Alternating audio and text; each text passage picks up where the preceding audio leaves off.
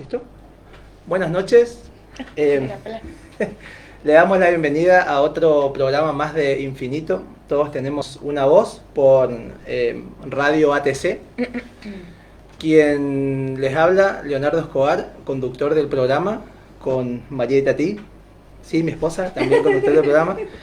Eduardo Escobar en la producción general. Y hoy tenemos una invitada de lujo, ¿no? Importantísima para nosotros y para toda la comunidad que seguramente nos está viendo.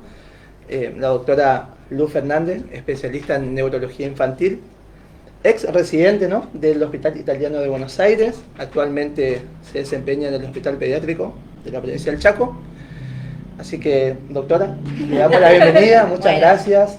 Gracias por lo de lujo, pero yo como que soy parte de la familia, entonces sí, yo creo que podría conseguir algún laburito acá también, sí. Ya que está todo en familia. Qué bueno eso, la verdad que esto me llena como de orgullo que sea una cosa en familia, porque más allá de ser a pulmón uno ve ahí el apoyo y el amor y cuánto uno la lucha y la rema, sobre todo porque esto yo sé que lo hacen por Reni, más allá de que a vos te encanta hablar, sí, y a vos también, pero bueno, que esto sea un proyecto familiar me parece que es algo que desestresa un poco, que baja y aparte ayuda a otras personas y a otras familias, así que como un proyecto nuevito, estamos arrancando en esto, así que con el apoyo acá de mi papá, que él me decía, hagamos algo, visibilicemos, eduquemos de alguna manera de la experiencia, porque nosotros le decimos a los que nos escuchan que nosotros somos papás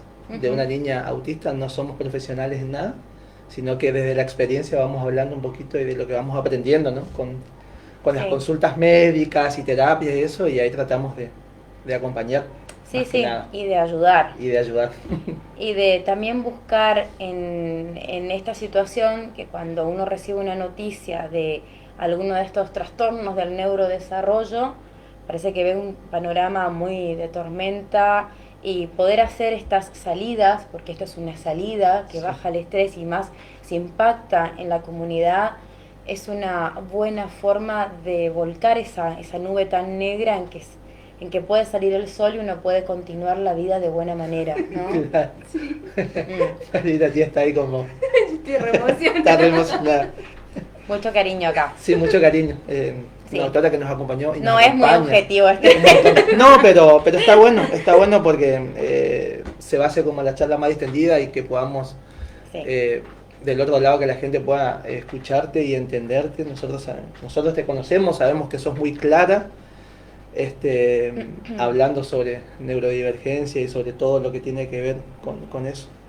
Y adentrándonos al programa, nosotros este segmento lo habíamos pensado no tanto hablar sobre definición de autismo, porque es algo que la comunidad ya lo viene escuchando hace mucho tiempo. Nosotros queríamos ir un poquito más allá, adentrarnos a, si se quiere, a la parte que no nos gusta hablar o que no sé tanto, ¿no? Esto de lo que va a ser la vida del niño, del joven, del adolescente.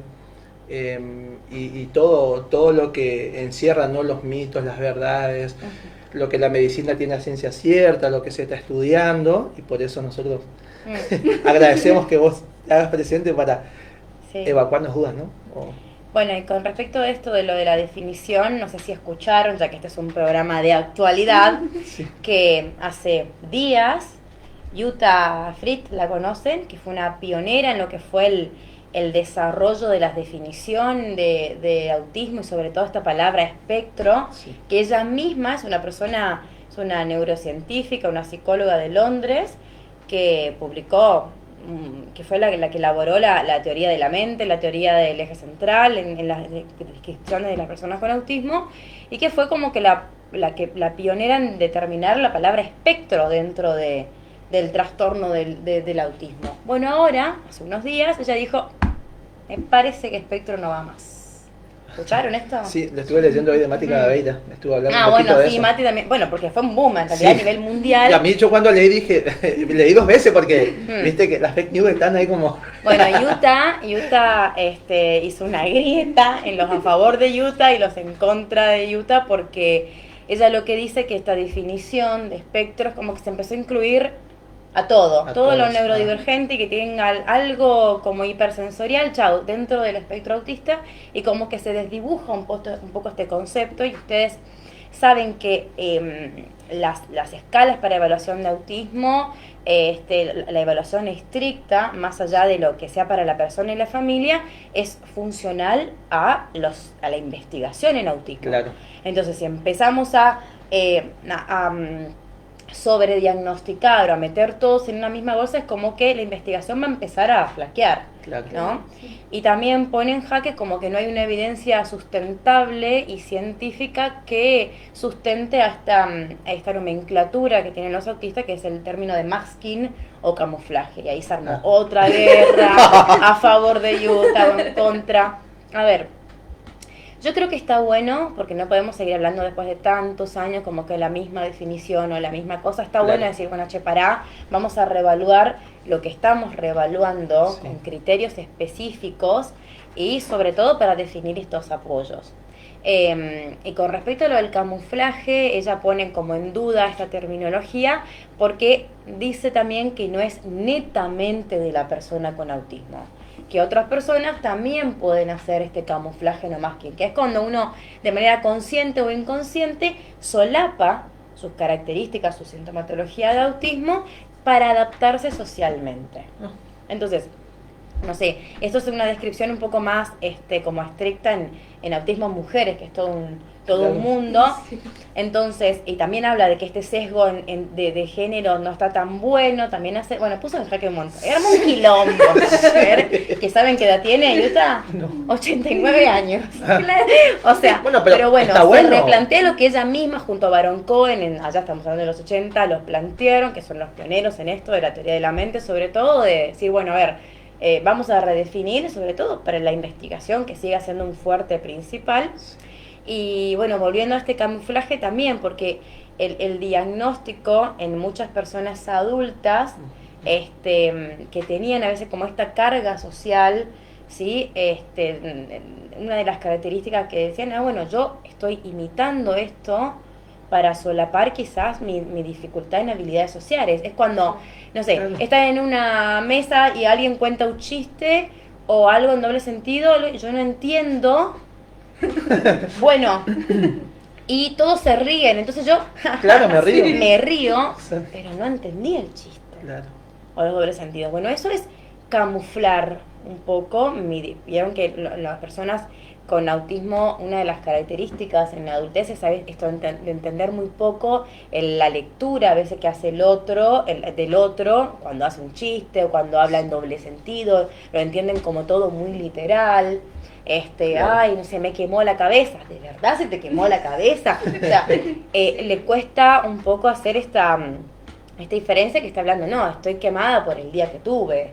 Ese doble mensaje que tienen no lo logra entender. Entonces, se habla de este camuflaje, que ellos saben de su dificultad, entonces están como constantemente alertas a lo que es socialmente aceptable, y yo escondo lo que me pasa y trato de imitar socialmente, lo cual es agotador.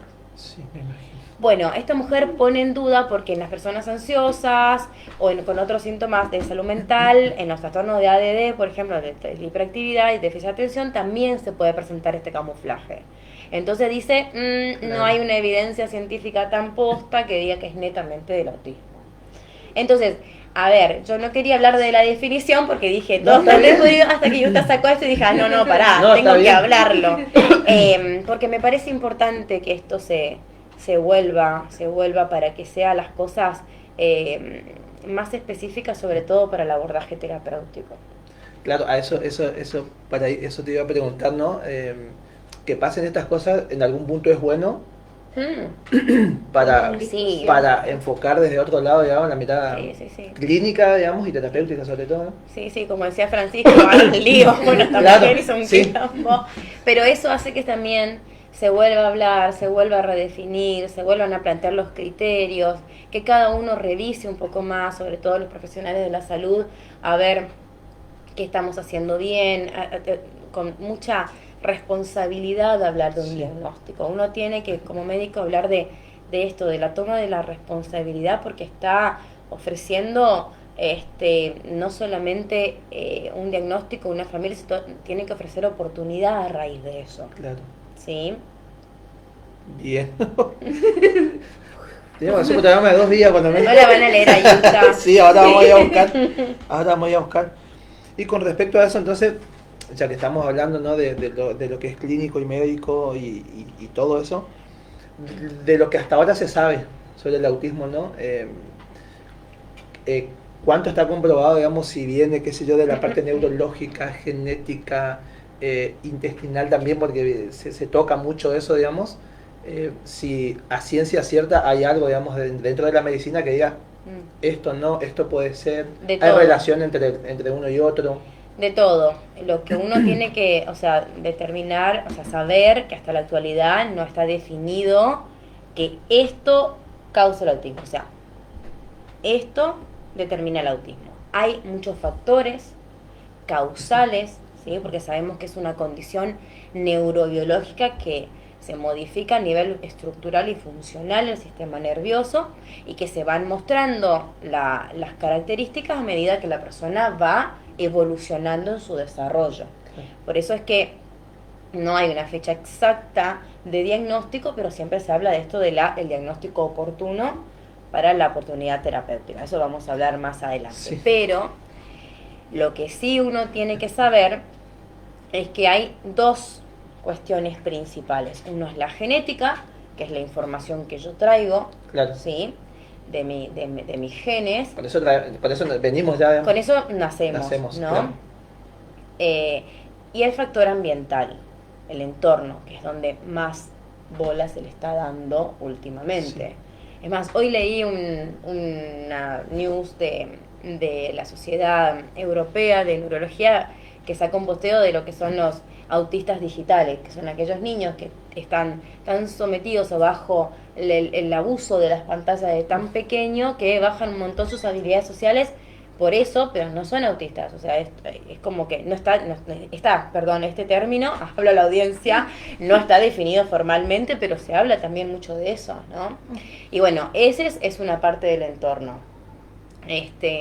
Los papás más en automático en el laburo, bueno, y después sacamos un montón de cosas, los agroquímicos, la alimentación, todos los factores de cómo fue el embarazo, de cómo me cuidaste, de la alimentación es básica, todo lo que lleva a lo que es el ambiente que ejerce un efecto en este desarrollo. Es lo que se habla de la famosa palabra esta de la epigenética. La epigenética es tan poderosa que puede modificar lo genético, o sea, puede generar tanta influencia que si yo estoy con un niño que tiene una predisposición a alguna condición, alguna dificultad, pero mi entorno es tan armonioso, tan bueno, tan positivo, tengo un acompañamiento que esas cosas se pueden modificar. Por eso, las terapias están cada vez más dirigidas a mejorar el entorno, ¿no? Claro. ¿No? Hay un trabajo muy reciente, hablando de lo genético, como decís, Luz, ¿qué gen? Hay como paneles que como que se están estudiando para la definición, e incluso este trabajo habla de que este grupo de genes varían de acuerdo a la edad diagnóstica. En una edad temprana, cuando hablamos en una infancia inicial, se habla del compromiso de unos genes que predisponen principalmente al compromiso de la comunicación y de la interacción social. Y en más grandes, en infantes más tardíos, en adolescentes, otro grupo de genes donde tienen más características de hiperactividad y de ansiedad y problemas de salud mental. Así que imagínense ese embrolleré que todavía no hay un panel que va a decir, bueno, anda a hacer esto, ¿sí? A nivel genético. Se estudia, sí. Sobre todo cuando hay una asociación, por ejemplo, asociado a una discapacidad cognitiva, ¿sí? Ahí es como que tiene como un panel un poco más específico y es como una obligación, una responsabilidad médica y un derecho de la persona, claro. Exacto, estudiarse genéticamente. Eso es un proceso largo también, igual, esto de hacer es un proceso muy largo, que también no todos tenemos accesibilidad. Uno habla de Utah Free y la Lala, pero vivimos en el Chaco. y muchas cosas uno se va replanteando. Diría una terapeuta conocida nuestra, en Disney pasaría. En Disney, besito Angie, sabemos. Y bueno, uno se replantea un montón de cosas. A veces hasta, yo siempre digo que yo fui creciendo y me falta todo lo que me falta a medida que uno va evolucionando en el acompañar a los papás. Y cuántas veces uno sigue escribiendo en los certificados, en las historias clínicas, autismo ni grado o nivel 3. Primero, la persona no es un nivel 3 y el segundo le está diciendo a los papás o a la familia que saben, tu hijo necesita 1.000.000 de apoyos. Claro. Los cuales a veces se malinterpretan en que requiere 1.000.000 de horas. ¿Y de dónde yo saco en Chaco, donde a veces el Estado no provee tanta estrategia terapéutica y las obras sociales es una remada? Entonces vos estás poniendo a veces cosas que no se pueden aplicar a la realidad. Y eso Claro. es doloroso. Pero bueno, burocráticamente o políticamente y burocráticamente es correcto. Ustedes saben que el CUT también es un derecho de la persona, porque eso, para bien o para mal, lo que puede proveer el Estado y las obras sociales necesitan eso para Claro. obtenerlo, y eso es algo que se merecen sus hijos, ¿sí? Claro. Esto de la parte genética, digamos, es de lo que, desde tu área, ¿no? Desde la neurología, o sea, de ahí hablemos del autismo desde ese lado, digamos, que qué es lo que vos nos podés decir, si es verdad que, porque por ejemplo, nosotros, yo siempre digo, hablo desde mi parte, ella tendrá también su recuerdo, ¿no? De Renata. Renata hoy fue una niña y ayer fue una niña y hoy fue otra, digamos, y ahí es donde nosotros empezamos a descubrir ciertos signos o señales que Renata, no sé, dejó de hacer ciertas cosas que hacía antes, como responderme, hablarme, mirarme, y al otro día ya no dejó de hacer. O sea, desde la neurología. Es ahí, hay algo que hace en su cerebro, hace como un alto, un parate. Sí, es por eso que los niños tienen que ser evaluados médicamente, porque más del 70%, o sea, en el 70-80% de las personas que reciben un diagnóstico de autismo tienen algo asociado. Bien. Entonces ahí se complica el panorama. Estamos seguros en la definición de que el autismo no es una enfermedad. El tema es que cuando se asocian otras cosas, sí, son enfermedades, ¿sí? El autismo tiene mayor chance, o la población con autismo tiene como una predisposición mayor a la población sin de tener descargas en el electro y tener epilepsia. Eso es una enfermedad. Claro. A tener, como decir, problemas intestinales, es una enfermedad. Sí. ¿Sí? A trastornos alimenticios, es una enfermedad. A trastornos en el sueño, es una enfermedad. Sí. Entonces, neurológicamente es mi responsabilidad, hablo de vuelta de mi responsabilidad de determinar qué más, porque eso te empaña el panorama. Claro. Y el pronóstico es distinto. Entonces, si en algún momento hizo un mayor cortocircuito, y no lo sé qué fue, pero si yo voy evolucionando en una niña que está más de 4 años, 5 años, donde empieza a haber una cierta regulación con el entorno y de repente está cada vez más desregulada, yo tengo que estudiar qué pasa. Es como, a veces, es una de las malinterpretaciones que hay en el autismo. Todo autista es una persona peligrosa o agresiva. Eso no es verdad. Para nada. Pero sí, en un porcentaje se pueden agregar situaciones de desregulación. Y eso tiene que ver un poco con la definición. Uno está acostumbrado a decir la definición es un trastorno neurobiológico que se da. Pero si uno intrínsecamente viene y lleva como a poner sobre la mesa las dificultades en lo que es la comunicación, en la interacción social, a leer lo que pasa en mi entorno, me quedo con escasas herramientas para regularme. Claro. Me pasó recién. Yo tenía todo planeado para llegar acá a las 8 menos 10. sucedieron cosas en mi casa que no puedo controlar por mi hijo pequeño. Me queda lejos, venía a 100 por hora por la calle, que gracias a Dios nadie se me atravesó. Estacioné acá, vos saliste, no entendían a dónde era, porque es la primera vez que vengo, y yo vengo con un acelere. Claro. Que encima me tengo que sentar acá, gracias a Dios tenía caras conocidas, pero eso cuesta regular. Yo tengo que tranquilizarme para empezar a hablar, ordenarme, sentarme. Y a veces las personas con autismo, que cuesta expresar, que lo sensorial, no sé, el ruidito del aire molesta, los cositas que se mueven ahí del volumen, quizás me concentro en eso y me molesta que se esté moviendo. Claro. Entonces, concentrarme en lo que tengo que decir, no puedo, me desregulo, me levanto y me voy. Entonces, no es porque el niño sea malo, porque el entorno y su propia, con lo que tiene, le costó adaptarse a la situación y actúa de manera no organizada, desregulada. ¿Y qué pasa en el entorno que no sabe? No lo entiende. Claro.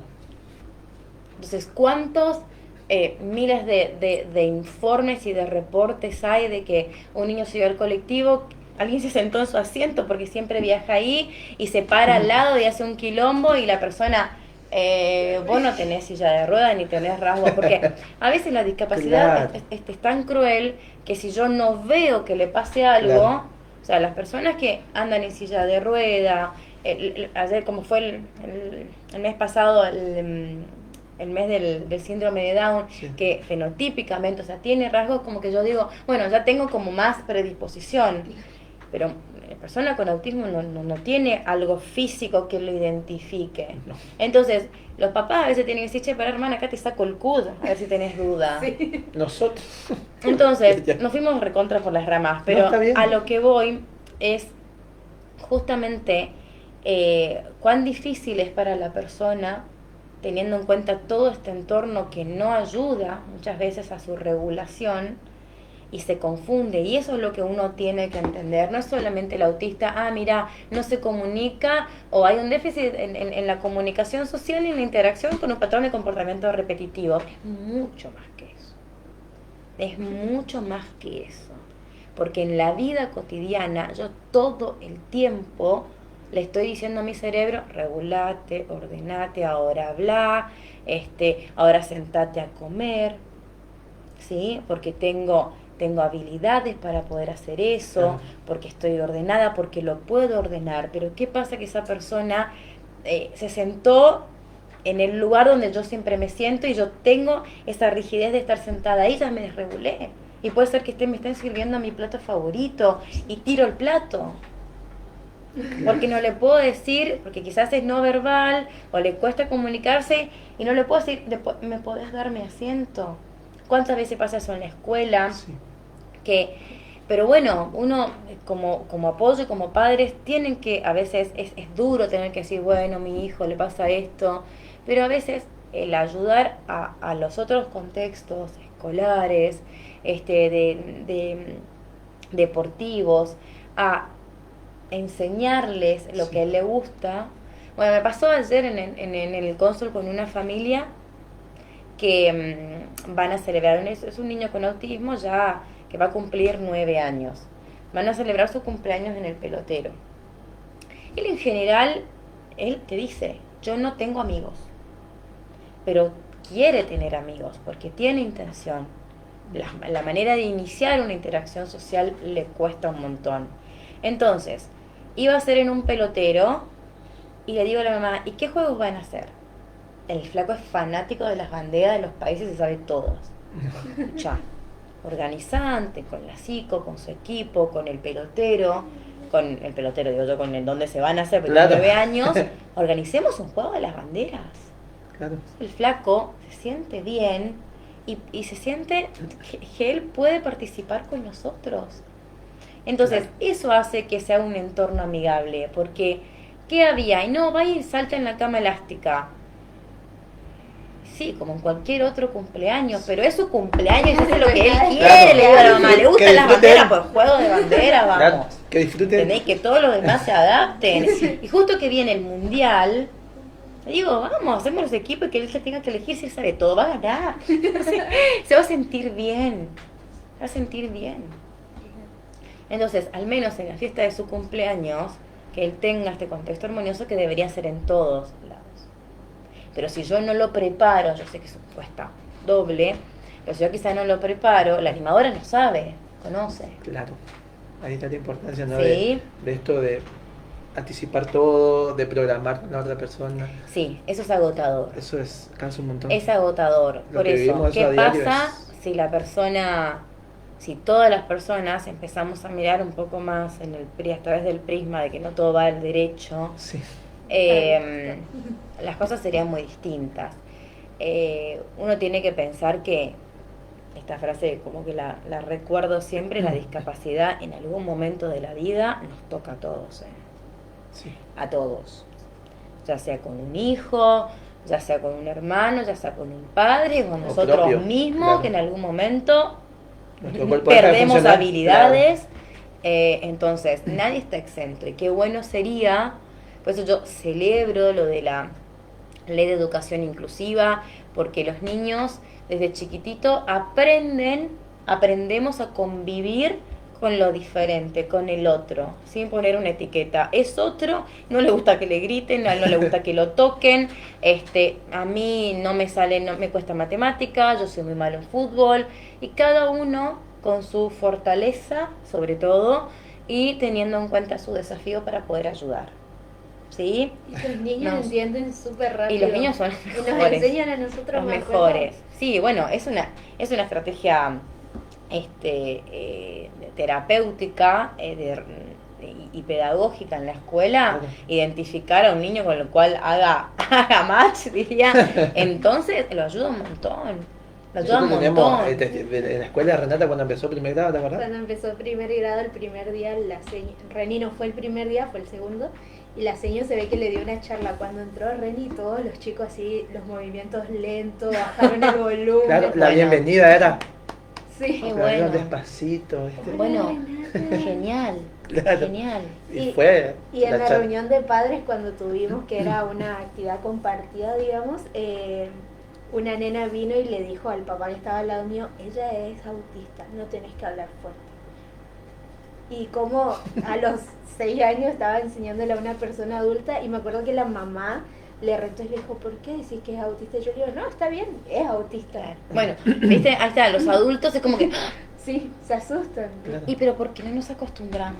Yo siempre Y es pienso, como, está señalando a la hija, y yo le digo: no, está bien que ella sepa y que ella empiece a... y porque es algo que lo toman como, bueno, es parte de, o sea, es Cotidiano, nuestro, claro. no pasa nada, no es una manera distinta de convivir al mundo, no, estamos todos en el mismo mundo. Claro.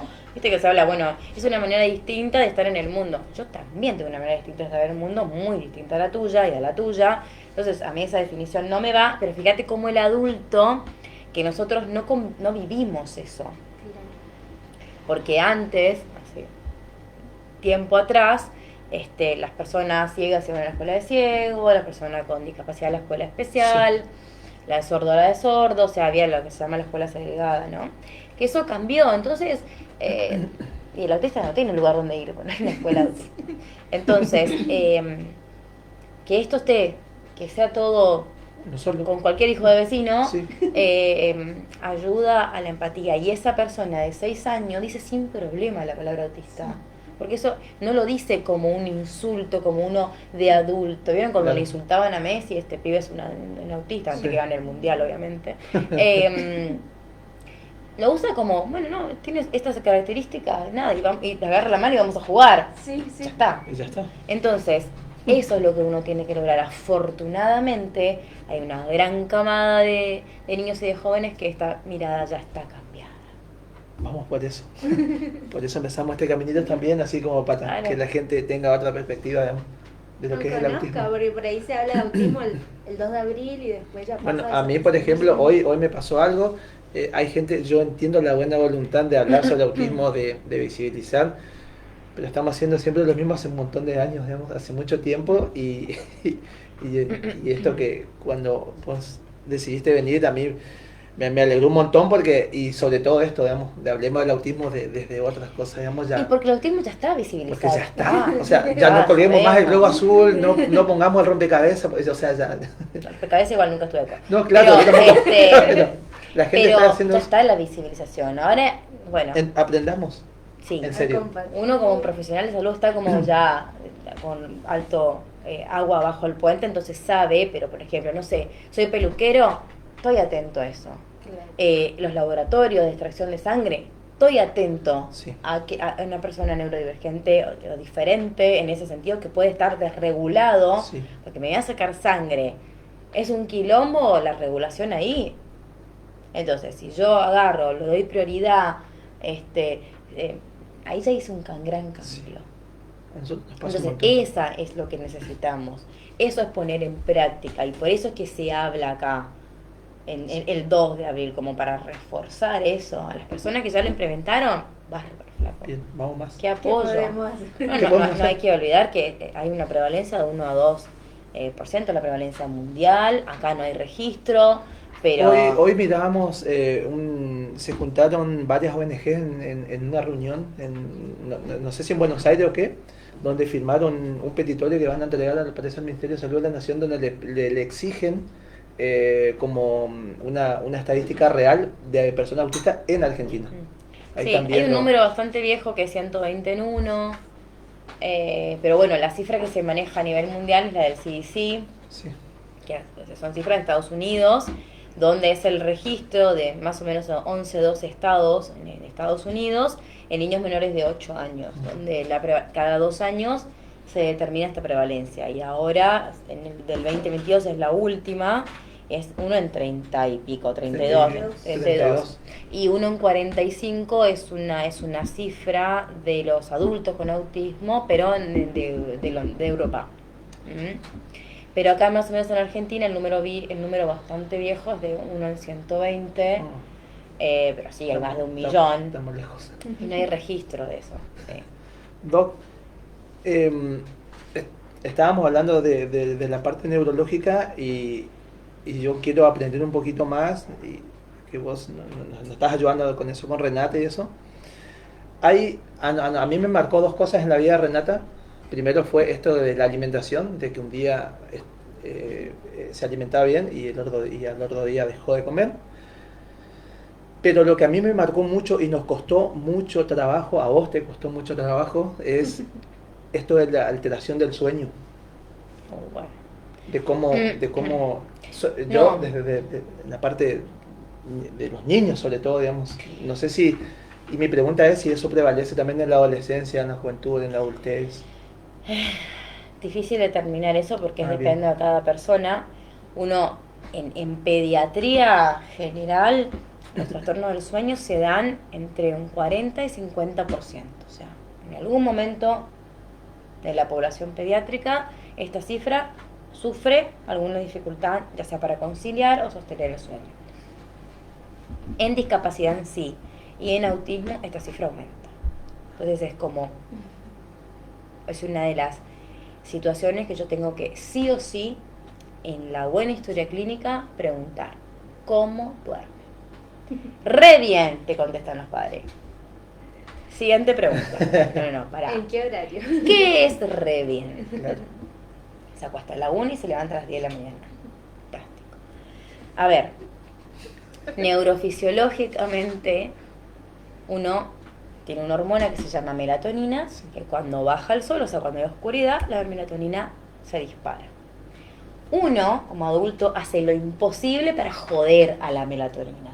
Con las pantallas, me voy a jugar al pádel a las 10 de la noche, yo hago, no sé, me voy a saltar a la cama elástica, hago la melatonina y eso hace que mi cuerpo esté cansado, el pico ya fue, yo no puedo y tengo una sobreestimulación en mi cerebro, entonces por más agotado que esté, no logro conciliar el sueño.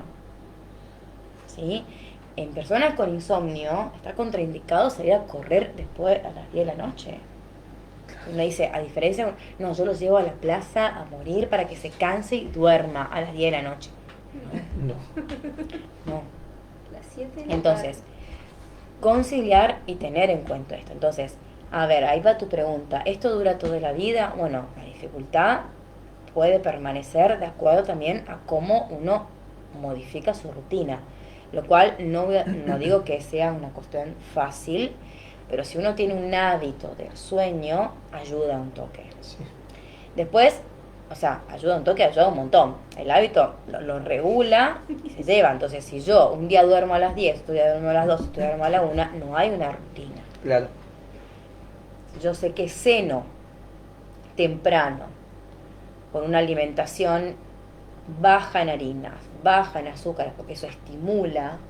No es lo mismo si me tomo una coca o me como un paquete de gomitas a las 10 de la noche. No duermo. Entonces, de ahí, mi alimentación. ¿Qué hago después de comer? Porque tengo que darle mis 20, 30 minutos a mi intestino que haga su laburo. Claro. ¿Sí? Entonces, si yo la llevo a saltar a la cama elástica o la llevo a la plaza a correr, se me activa. Entonces, tratar de hacer actividades que bajen el ambiente. ¿Sí? La luz blanca, la luz azul está descrito que baja o afecta este pico de melatonina. Entonces, preferible la luz cálida. Si yo tengo puesta pantalla, la tele, la música, lo que da, vos te pones a batir una torta a las 11 de la noche y bueno, es como que la casa tiene que acompañar a esa regulación y esa rutina, ¿sí? Nosotros nos llevó 2 años entender eso. No es muy fácil. También depende el contexto. A ver, todo es muy lindo en la teoría y si uno vive en Disney, volvemos a esa frase. Hablamos de Disney cuando es lo ideal, ¿no? Claro. No, Disney la pasa. Pero la realidad no es. ¿Qué pasa cuando tengo muchos miembros en la casa, tengo otros niños? Bueno, si tengo otros niños, también tienen que dormir. Claro. La otra vez escuchaba a una médica experta en sueño. La primera infancia, el niño tiene que estar durmiendo a las 9 de la noche. Imagínate acá con el calor que hay, o sea, donde parece que uno vive después de las 7 de la tarde, que cuesta un montón. Yo cuando digo eso me viene diciendo, Imposible. pasa que después el cerebro, una vez que entra al sueño, empiezan lo que se llaman ciclos de sueño. Que en pediatría, bueno, de acuerdo al rango, pero a grosso y a criollo, dura entre 50 a 55 minutos, ¿sí? De acuerdo a la edad. ¿Qué pasa cuando el sueño se interrumpe o hay microdespertares? Ese ciclo no es que continúa, se interrumpe y vuelve a empezar. Entonces no es un sueño reparador. Esa pregunta nos hacías mucho. Sí. ¿Sí? O sea, si yo duermo 3 veces en el día, no es que no compenso. no compenso. No. Claro, tiene que ser Porque, continuo. es más, uno no evalúa el buen dormir, evalúa cómo está en la vigilia. Si vos en la vigilia, o sea, durante el día, durante tu momento activo, estás cansado, te estás durmiendo, lo único que haces es pensar a qué hora te vas a acostar a dormir, sí o sí dormiste mal. Claro. Sí dormiste mal. Entonces, y ahí eso acarrea un montón de problemas, porque el sistema inmunológico, o sea, el cuerpo, la idea es que se quede así como frase, el cuerpo se repara de noche, durmiendo. El sistema inmunológico, todo el sistema endocrinológico, el sistema de la defensa del cuerpo se repara, se reconstruye. La memoria se ubica, lo que tengo que asentar, aquello que no, lo que tengo que desechar, lo que no me sirve, ocurre de manera nocturna, mientras yo duermo. La siesta, primero que se duerme acá porque hace estos calores, no tiene que durar más de 60 minutos, pero para cualquier Mortal. persona, sí, mortal. Porque es tipo un reseteo. O sea, yo te reseteo, tac, tac, te desinflamo un toque, te preparo para seguir la actividad. Entonces, duerme 3 horas de siesta, y la verdad que si duerme 3 horas de siesta, es poco probable que a las 9:30 esté dormido. Poco probable.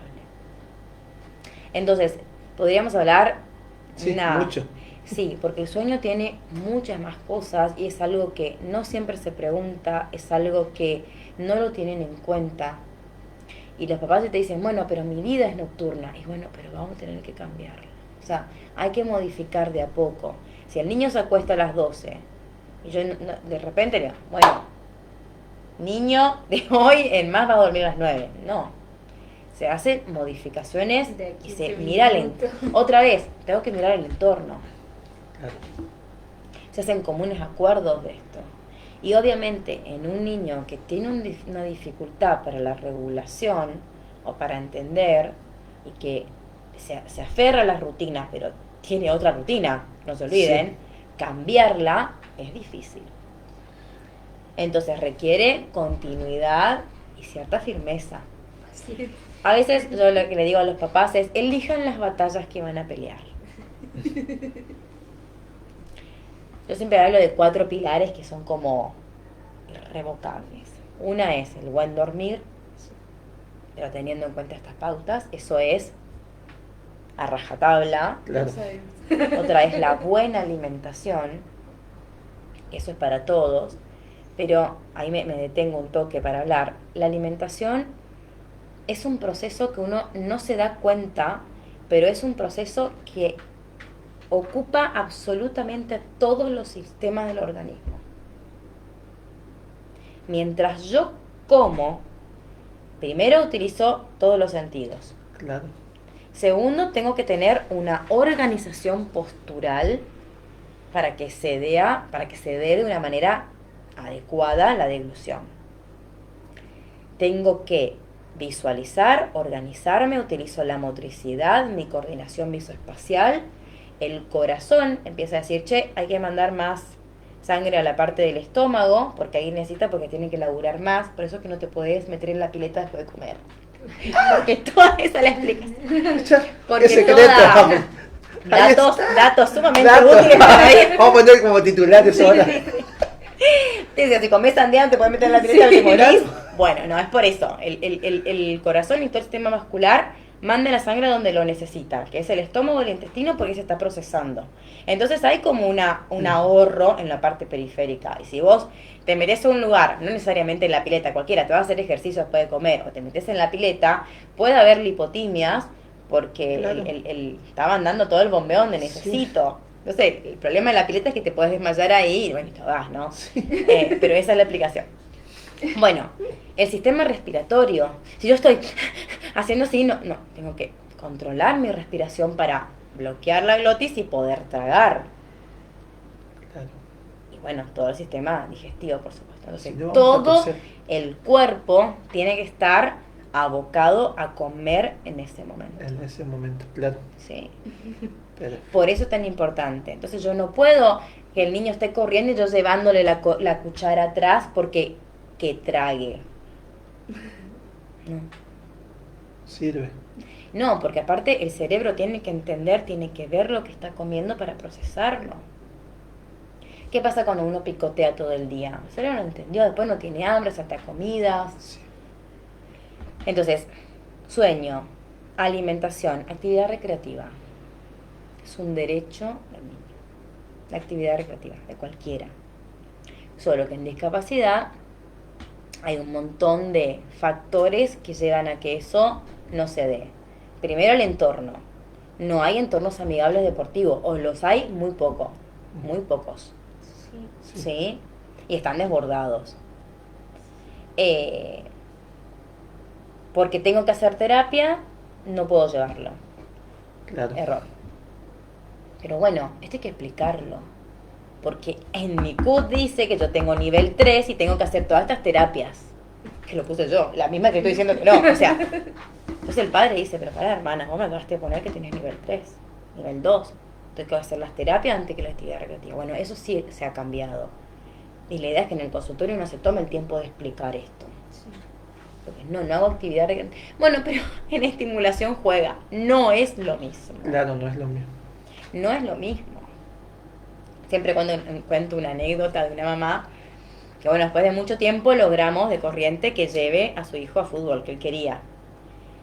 Y sale la madre indignada y me dice, Luz empezó fútbol, pero el profe no me dio ninguna devolución. Claro. Chame, pero la pasó bien, el pibe salió feliz, mañana quiere volver todos los días. Ahí está tu devolución.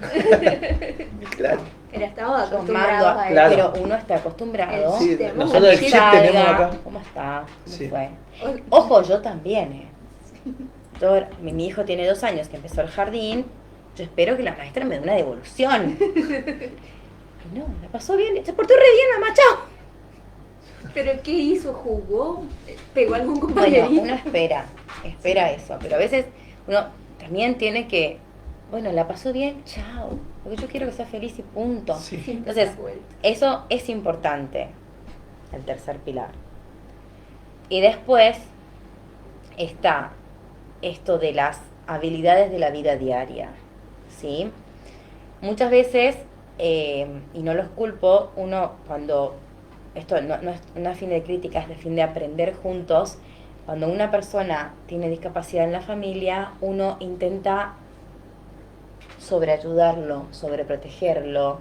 Bueno, No, no yo lo busque. visto porque hace frío y tiene 10 años. O sea, no quiero que se levante más temprano porque hace frío, lo tengo que vestir yo para que se vista rápido. No voy. le cepillo los dientes. Bueno, las habilidades de la vida diaria, que es lo que a mí me llevan a ser práctico y aprender a defenderme, a tener mi autonomía e independencia, solo se logra con práctica. Entonces, le enseño cómo vestirse, cómo ponerse el pantalón o cómo ponerse la remera, para que de tanto practicar la rutina, lo mismo para ir al baño, para utilizar los cubiertos, para comer, todo lo que sean las habilidades que me llevan a la practicidad de la persona, eso es fundamental. Con cualquier diagnóstico eso es fundamental, porque eso me lleva a la autonomía, a poder defenderse, a proteger mi cuerpo, al del otro, mi entorno, mi casa. Entonces, esos son los 4 pilares fundamentales y yo agrego siempre un quinto, que es lo de las pantallas, ¿no? Que no exponer la pantalla en los primeros años de vida, y ahí vengan de a uno, no es tanto por el niño, es por los padres. Cuando uno está con las pantallas, le habla menos al hijo. Sí, pasan Habla muchas menos. cosas por alto. Pasan cosas por alto, pero el caudal de palabras que tiene que recibir la persona por hora y por día se reduce. Claro. Se reduce un montón. Y ahí podemos. Y ahí podemos hablar todo. De estos 5 pilares, yo creo que uno se merece cada un módulo, porque es importante hablar a profundidad. Sí, está bueno. Y bueno, esto también es algo importante porque uno quiere hablar de estos 5 pilares en la consulta. Y hay un estudio que habla de que cuando la persona sale del consultorio y pasan 20 minutos, atraviesa la puerta, recuerda solamente entre el 12 y el 20% de lo que uno habla. Y ustedes saben cómo son las consultas neurológicas, son larguísimas, donde uno no habla de un montón de cosas. Sí. Entonces, lo que uno trata, no siempre logra, pero uno lo que trata también de reforzar en la terapia es primero la salud mental de los papás, de los cuidadores, y segundo, lo que se ha logrado. O sea, la fortaleza que tiene esa persona. Porque yo recuerdo también lo último que hablé. Y si yo, lo último que hablé es un bajón, me voy triste y se me predispone todo el día y eso lleva al estrés crónico. Bien. De tu lista Muy- que me querías muy hacer pregunta, bien. ni No, el no. 20%. está. No, pero está bien porque en realidad engloba como de lo que queríamos hablar, porque queríamos llegar también, estamos hablando así de las primeras edades, ¿sí? Y podríamos irnos un poquito más allá, como esto es muy cierto, ¿no? Toda la habilidad que uno va a adquirir de niño para su autonomía, ¿no? Y su independencia, Sí. ¿sí? Para desenvolverse en lo que va a ser la vida. Sí, es preocupante o no, o sea, a mí me pasa, como papá me pasa, no es preocupante, ¿no? El futuro de mi hija, de qué va a vivir, de qué va a hacer, a qué se va a dedicar, va a tener la capacidad de aprender algún trabajo o hacer algo que le genere. Y bueno, la realidad a nivel mundial es que las personas con discapacidad en general, ¿no? Tienen una baja inserción laboral. Es así. Entonces, una de las políticas de Estados a cada vez impulsar más es a trabajos reales de las personas con discapacidad, porque si no dan como esos talleres o pasantías en que ganan 2 mangos, Sí, tampoco eso es real, es como una máscara, como, bueno, una curita a la situación, ¿sí? Entonces eso me parece que para mí es una prioridad, porque uno le pone como mucho huevo al infante, o sea, está bien eso, porque claro. eso modifica, porque uno sabe que el cerebro tiene su máxima potencial en los primeros 3 años. Entonces, el cerebro tiene esta capacidad que después nunca más se puede dar. Nunca se da a ese nivel, a esa prendida de fuego que tiene el cerebro en los primeros 3 años de vida. Después, la persona con la neuroplasticidad aprende. No a ese nivel, pero aprende. Claro. Entonces, a lo largo de toda su infancia, adolescencia, uno siempre tiene que trabajar en estas habilidades de la vida diaria y en cada vez ir escalando cada vez más Sí. para poder lograr que esa persona esté preparada para una inserción laboral. Bien. Doctora, y otra de los miedos y esas cosas que uno tiene como papá, ¿no? Siempre es a futuro, porque yo en algún día no voy a estar, en algún momento no voy a estar, Renata va a estar sola y los dos papás también piensan lo mismo, ¿no? Eh, hay como un rango de edad, hablando de un tema feo, que no es agradable, ¿no? Pero estamos hablando de mortalidad, digamos, de la persona con autismo, se habla de que no tienen una edad, digamos, como muy avanzada de vida o muy prolongada. Sí. Eso tiene que ver con factores, yo el otro día te comentaba, ¿no? Esto de, no sé, alto umbral de dolor, Sí. acá yo había notado, porque no me quería, falta de actividad física, que es lo que Sí. vos decías, mala Es alimentación. una realidad. Bueno, primero no digas cuando te vas a morir o si no faltás. Es decir, si yo me voy 10 días a Villa Carlos Paz, porque me lo merezco, No, Reni, ¿se puede quedar a cargo de la casa? Bueno, a lo que vamos en tratar de siempre como buscar un poco esta mirada positiva, Sí. ¿no? Pero Esa es es muy otra. difícil de salir de ahí. Claro. Sí está descripto y definido que las personas con discapacidad en general y la persona con autismo que requiere un gran acompañamiento, tiene mayor morbimortalidad. Eso. Porque duerme mal, por estos pilares, porque se alimenta mal, porque no hace actividad física y uno sabe que lo único que tiene certeza que uno puede comprar como un boleto de cierta seguridad es que si uno desde pequeños hace actividad física, el cuerpo está tan fortalecido que tiene menor riesgo de que ocurran enfermedades cardiopulmonares. Eso es lo único que tenemos certeza los humanos. Y hay un trabajo hermosísimo de yoga en pacientes con demencia. O sea, las personas que practican yoga tienen una cobertura, o sea, ayuda de la salud mental y que tienen menor índice más adelante de tener demencia y Alzheimer, ¿no? Eso es un artículo buenísimo. Entonces, ¿qué pasa con la persona con autismo, con discapacidad, que requiere un acompañamiento? No va a hacer actividad física, como hablábamos recién en uno de los pilares. Entonces tiene mayor riesgo. Su alimentación, no todos tienen trastornos de alimentación, pero sí en un alto porcentaje hay selectividad, trastornos intestinales, a la cabeza. Entonces los nutrientes que tiene que recibir no los recibe, hay mayores deficiencias, no intolerancia, ojo, deficiencias, sí, que no se diagnostican. Lo mismo ni hablar del sueño, entonces apneas del sueño, mayor predisposición a obesidad o anorexia. Entonces todo eso a la larga, sin resolver, y sí predisponemos a enfermedades. Y por ende, muchas veces a muerte prematura, ¿no? Claro, sí, eso yo lo de esto. Claro, porque ahora nosotros estamos acompañando a una familia, así, ahí como algo, ¿viste?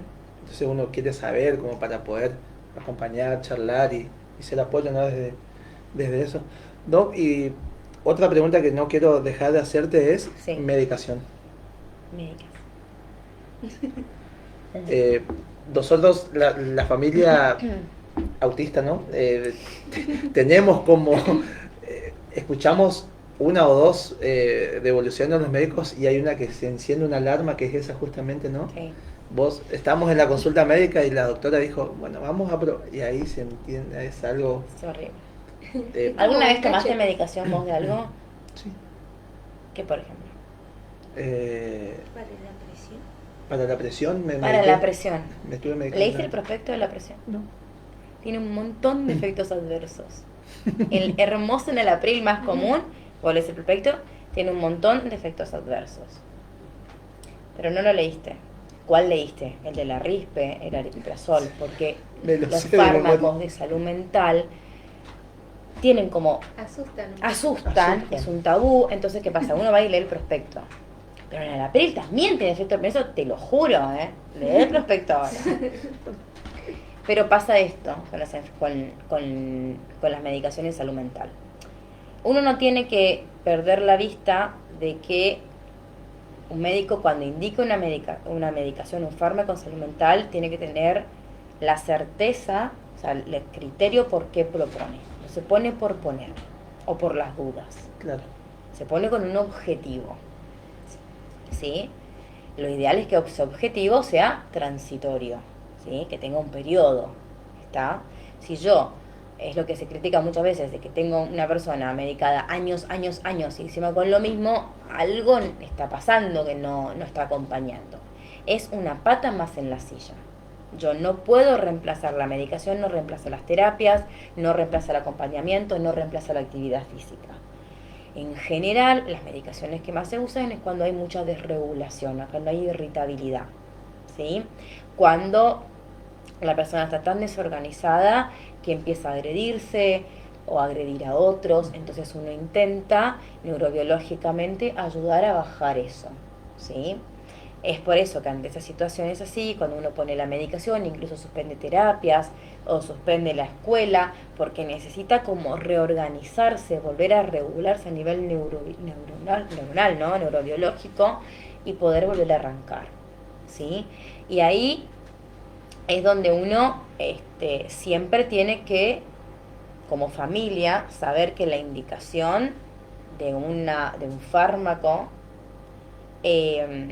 tiene que haber pasado por el método científico. ¿Qué es el método científico? Cuando uno es una medicación probada, ¿no? Claro. Cuando uno evalúa lo que es eficacia y la tolerancia, ¿sí? O sea, que la persona lo reciba bien, que no genere efectos adversos no deseados y que cumpla el objetivo por el cual yo puse esa medicación. Entiendo. Entonces, el fármaco ayuda en general a que las terapias, ¿sí? Que son la base, se las asimile mejor. Porque eso es lo que queda. Yo aprendo una estrategia terapéutica, me dura toda la vida. Claro. Yo saco el fármaco, chao, se fue. Pero el fármaco lo que hace es a veces mejorar esa adquisición de esa pauta terapéutica, por ejemplo, ante alguna situación de irritabilidad o de mucha desregulación. ¿Sí? Claro. Yo me acuerdo de Reni, que la medicación justamente de Reni empezó así, la llevábamos a terapia y vos me decías, ¿pero hace? Y yo decía, no, es como que quiere hacer todo pero no hace nada a la vez. Salta, rebota. Bueno, por eso existe, o sea, no te puedo dar una medicación y nos vemos. Claro. Tiene que tener un seguimiento muy, muy estricto. Muy estricto. Porque Y también es nos habían ahí, dicho, sí, también donde- nos habían comentado estos médicos, Sí. estas familias, ¿no? Porque nos preguntan, nosotros ahora que lo estamos haciendo así como un poquito viral, vos sabés que yo me fui a la consulta neurológica o me fui a la consulta médica y es la segunda vez que voy y vos sabés que ya me hablaron de tal medicación. Bueno, depende del contexto. Eso, entonces yo a eso voy, digamos, como para aclarar eso, digamos, el médico ya está preparado, digamos, entonces Está bien. el depende. contexto le sirve, o sea, yo veo una, dos, tres veces a la familia y ya más o menos el médico ya sabe por dónde ir, ya entiende, Debería. debería, ¿no? En Debería, el caso. pero bueno, a ver, tiene que haber también, uno para poner una medicación también tiene que tener un buen vínculo con su médico. Y eso puede pasar que la familia a veces no encuentre contención en este médico. Me ha pasado a mí. Yo con familias no he logrado un vínculo. Entonces, a mí me parece que está bueno decir, bueno, ¿qué te parece si hacemos una segunda consulta o que te vea un colega? Porque vos lo que necesitas es que la familia entienda lo que está pasando y muchas veces uno no logra explicar o no logra esa conexión. Entonces, eso también tiene que ver. Porque si yo te doy una medicación, te digo, nos vemos dentro de 2 meses y no te expliqué nada de esto, ni los efectos no deseados, ¿no? Vos no le das la medicación, no le das. No le das. Entonces, ojo, y esto sí es un llamado de atención a todos los que nos están escuchando, las medicaciones tienen que haber pasado por el método científico. Porque si uno busca cura del autismo en internet, te sale zarpado de cosas. Sí. ¿Sí? Entonces, ojo de no dañar al niño. Claro. De no dañar al niño. Eso es una prioridad. Uno, a ver, habla de neurodiversidad, habla de ambiente armónico y después la cura del autismo. Pero estamos diciendo que no se cura, que no es una enfermedad, que no estamos buscando la cura. Estamos hablando de que el flaco la pase bien en todos sus aspectos con estos 4 pilares que hablamos. Entonces, ojo con esta, porque zaraza hay Un montón. mucho. Por eso era importante, ¿no? Esto del mensaje. Yo no quería no hablar de medicación porque es algo que se habla un montón en la comunidad y, Sí. y hay gente Y asusta que mucho. asusta un montón Asusta. y hay gente que se manda también un montón sin entender, y esto que vos decías, ¿no? Yo busco Bueno. y voy a probar con esto a ver si le funciona. El cannabis, por ejemplo. Sí. A ver, hay un trabajo científico en un grupo de personas del año pasado del Hospital Garrahan, de grandes familias de pacientes con autismo, con alto requerimiento de apoyos y que tenían muchas drogas. Se probó el CBD y bueno, y se vio que en algunos aspectos de que preocupaban a estas personas, como el sueño y la irritabilidad, bajaban, sin suspender inclusive su medicación. Entonces, al tener un aval científico, uno puede indicar, ¿sí? Monitoreándolo siempre, evaluando esta tolerancia y la eficacia. Claro. Esos 2 pilares son, le tengo con los pilares. No, Esos no, no, 2 pero, puntos no, son- pero está bien porque La gente dirá, pero esto habló de más pilares, ya no me perdí. Pero está bien, veamos, porque, y siempre acompañado del médico profesional, ¿no? Porque yo no voy a ir a comprar CBD a la peatonal. Pero pasa. Pero pasa, por eso. Yo le he comprado CBD a mi abuela, que lo vendía cacho en la esquina. Y bueno, uno dice, pero bueno, a mi abuela le dolía los huesos, vieron que como que el cannabis es para todo, para la Sí. caspa, para la diabetes, para todo. Pero bueno, que ahora se puede indicar porque pasó por un método científico. Sí. Uno sabe que, hablando ya un poco más serio, el CBD, el cannabidiol, que es el factor inactivo de la marihuana, tiene indicaciones específicas de segunda línea en ciertos tipos de epilepsia. Lennox-Gastaut, síndrome de Dravet, esclerosis tuberosa. Son personas que, si se identifica ese tipo de epilepsia, que son encefalopatías epilépticas, que no funcionan con las drogas de primera línea, se sabe que poniendo el CBD tiene una eficacia positiva demostrada. Qué bueno. Entonces, ahora se está cada vez estudiando más si podría tener esta eficacia con muchos trabajos en personas con autistas polimedicadas. Salió un trabajo que lo respalda, por eso uno lo indica, pero a través de un laboratorio, donde vos Claro. sabés que el frasco que te venden tiene la misma dosis, la cantidad de THC, de CBD, y siempre es el mismo. Si uno compra a veces, o sea, el que es irregular, Y no sabes. pero no está legalizado acá. Entonces, no se analizó en el laboratorio si es posta. Pero es ilegal. Doctora, muy interesante todo lo que hablamos. Podríamos, como decíamos, ¿no? Hablar Pero 2 son horas. las 9. 2 ¿Este días. reloj está bien? Sí. No, nos fuimos. Bueno, volveré. En Volveremos. otra. 2 cositas y con esto yo. Así, desde ahí que me tira 2 cositas. Sí. Primero es, y ahí puedes hacer ya tu cierre si querés. Sí. Con respecto al autismo, vos te movés, ¿no? Mucho dentro de discapacidad, eso. En cuanto a lo social, ¿qué cambios crees que hacen falta un montón, ¿no? para la sociedad con respecto a la mirada hacia la discapacidad y el autismo y todo lo que encierra? Y para nosotros, que es importante, ¿qué mensaje vos le podrías dejar a las familias, ¿no? que están recién diagnosticadas? Y eso.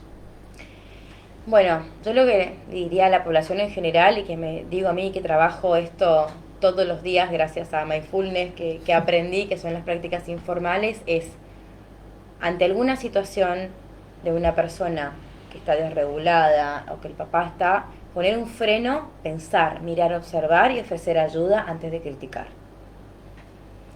A mí eso me parece como básico, antes de juzgar, porque ahora uno está en un grupo, che, me parece que él tiene tal cosa, me parece que tiene aquel. Y muchas veces los papás se sienten como demasiado observados, entonces uno observar, pero de una manera amigable, como hizo la amiga de Reni, la compañerita de Reni. Sí.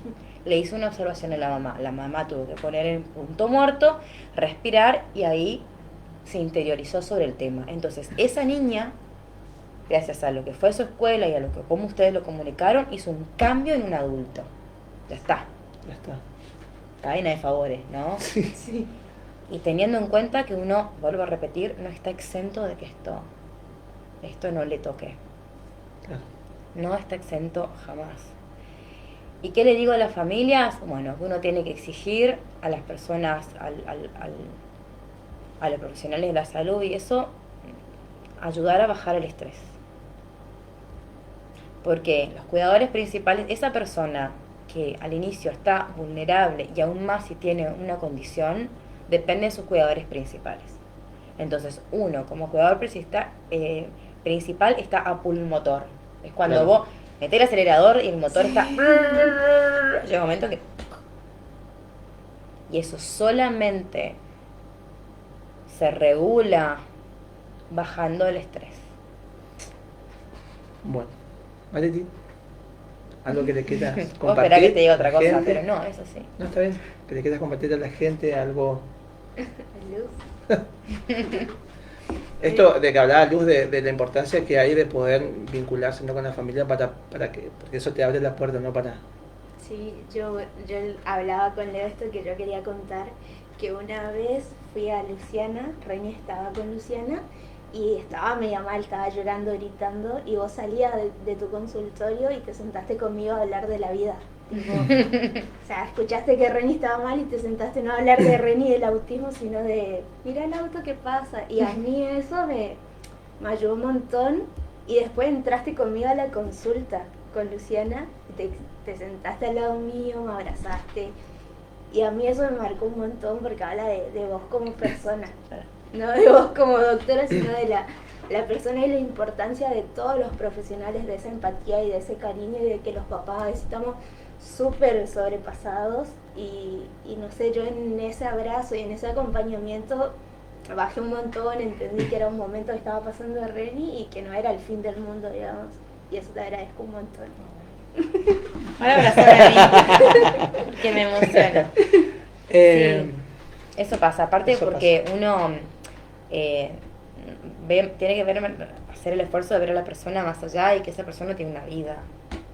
Y que a veces la deja de lado, pues en este caso su hijo, y muchas cosas. Y muchas cosas. Bueno, yo te quiero agradecer un montón, vos sabés que sos importante para nosotros. Lo sé. También te agradezco porque así como Valeti tiene su testimonio, yo también tengo, ¿no? Yo te he escrito a la madrugada, te he escrito fines de semana, un domingo a la tarde, porque nosotros teníamos una emergencia y uno en la urgencia no piensa y escribe. Yo tengo eso, bueno o malo a veces, yo actúo y después pienso, ¿no? Sí. Y yo jamás recibí una negativa, ¿no? Entonces siempre fuiste un pilar importante para el acompañamiento, para la crianza de Renata en esto que es el autismo. Así que en lo personal te agradezco un montón y es la invitación que yo le hago a los profesionales que van a ver y van a escuchar esta entrevista, que es por ahí, ¿no? Que la familia a veces necesita un poco de acompañamiento humano, entendemos. Yo entiendo el flujo de pacientes, entiendo un montón de cosas, pero Si hay profesionales como vos que se toman 2 minutos para ver a la persona, o al papá o al cuidador, es un montón para nosotros. Así que te agradezco un montón Sí, eso. para todos en realidad, o Claro. cualquiera. No sé, Todos. cualquiera que vea que está una persona que se hace en una crisis, que se acerca, ¿cómo te ayudo? Sí. O sea, no, ¿qué te pasa? ¿Tiene esto? ¿Cómo te ayudo? Sí. ¿Querés que te lleve el bolso? Ya está, pasa esto, ¿no? Pero uno, por eso es lo que hablaba del estrés, vive en automático. Y a veces uno como profesional, porque también me ha pasado, porque hay testimonios que quizás son lo contrario, que uno va en automático porque tiene que llegar, porque tiene que hacer cosas y quizás yo no me detuve. Pero voy aprendiendo. Sí. Puede pasar. Puede pasar, somos ¿Sí? humanos. Eso es Y el error está latente siempre. Totalmente. Así que bueno, nuevamente, gracias Bueno, doctora bueno. por tu tiempo, gracias Mariti mi amor, Sí. por acompañarme, gracias papá por el espacio, Gracias. a los que nos acompañaron en esta entrevista, a los que van a ver el video, mucha información rica, Sí. demasiada, Los pilares. Dios quiera vamos a volver, Sí. así iniciamos el mes de abril, ¿sí? Va a ser el mes de concientización sobre el autismo. Yo les agradezco un montón. Nos gusta esto que estamos haciendo, hablar de discapacidad, hablar de autismo. Es importante para mí, para mi familia, que la gente entienda que estamos visibilizando algo que cuesta un montón, pero que creemos que en algún momento vamos a hacer un clic y como sociedad vamos a cambiar un montón. Así que gracias papá por el espacio y nos vemos el miércoles que viene con otro programita. Bueno, Muchas gracias Marití, muchas gracias doctora Luz María Fernanda y Luz Fernández. Y gracias Leo. Nos vemos el próximo miércoles, si Dios quiere, con el programa Infinito. A ustedes los invito mañana a partir de las 20 horas. La voz del jubilado va a estar conducida por 2 jubiladas mañana, che. Y ¿saben qué? Va a venir un maestro del ajedrez para ver qué importancia tiene el juego del ajedrez en el adulto mayor. Así que mañana nos vamos a enterar. Será hasta mañana, si Dios quiere. Chao, chao. Muy bien. Qué lindo.